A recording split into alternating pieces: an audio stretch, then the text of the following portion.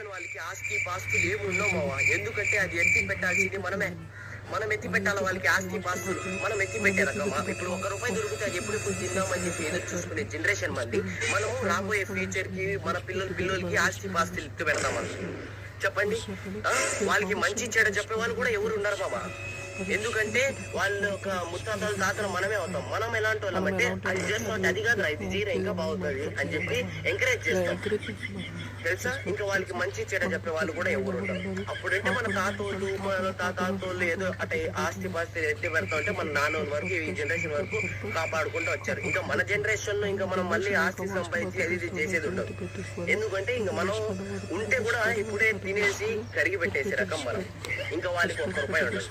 ఇంకా మనం ఎత్తి పెడతామంటే కూడా అది కూడా ఉంటుంది. కాబట్టి రాబోయే జనరేషన్ చాలా అంటే చాలా డిఫరెంట్ గా ఉంటుంది నిజంగా. అవునా కాదు కింద కామెంట్ చేయండి మామ.